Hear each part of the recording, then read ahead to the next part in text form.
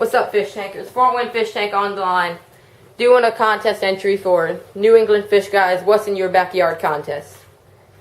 And for my native fish, I chose the northern starhead top minnow. Right there, right above the darter right there. Orange tail, vertical stripes, black bar over its eyes.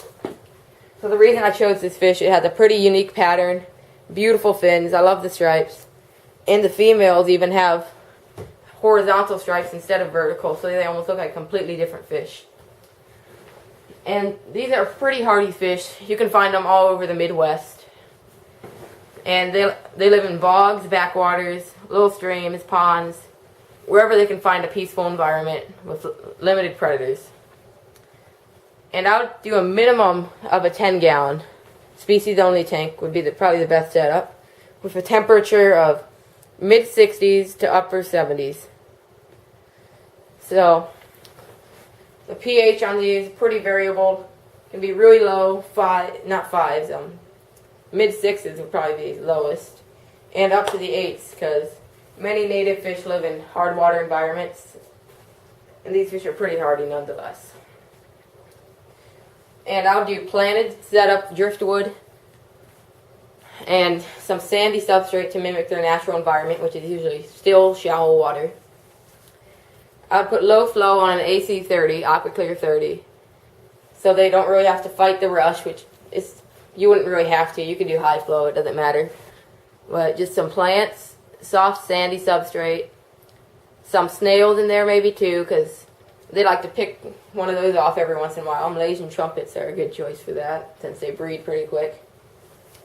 And for food, I would do probably occasional bloodworms, some live foods like live bloodworms, tube effects worms if you want, and protein diet, just omega-1 protein flakes or New Life Spectrum, whatever you use. And I would do an occasional, once every 1 or 2 weeks, an occasional vegetable flake supplement, because although they are primarily carnivores, it would be better for them if they had some vegetables in their diet. And for tank mates, you probably could do an adult shrimp, but they would eat the smaller shrimp because they like insects and vertebrates, small things like that. They would probably chomp those up pretty quick. So adult ghost shrimp would really fit the category for adult shrimp, because they are native to the United States too, just like the starheads.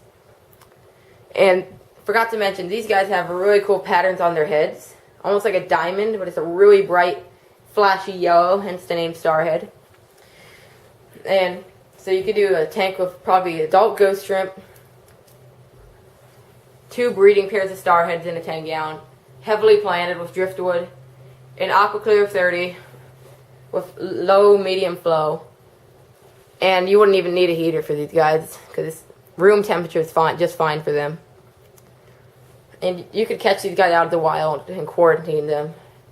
Maybe just take some old lake water, slowly adjust them to it in the quarantine tank, slowly adjust them to tap water, and then put them in your main tank with 2, probably, I would say 3 females and a male would probably be a good choice, or you could do a couple breeding pairs if you were lucky enough to catch them.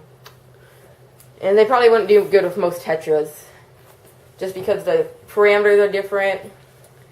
The nipping, they might nip, I don't know. I mean, wild fish, you never know. They've been in the wild, having to fight for themselves, hunt, prey. They have a different attitude than your domestic tetras and barbs and angels. So they might be nippy. But overall, I think they are great fish, very pretty colors, would be a real unique addition to anybody's aquarium collection. It would really throw people off because they would not know what it is. Pretty underrated species in my opinion. Surprised it's not on the main aquarium trade yet.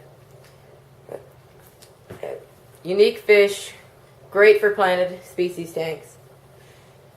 And just a shout out to the New England Fish Guys, MaFishGuy and MassAquariums.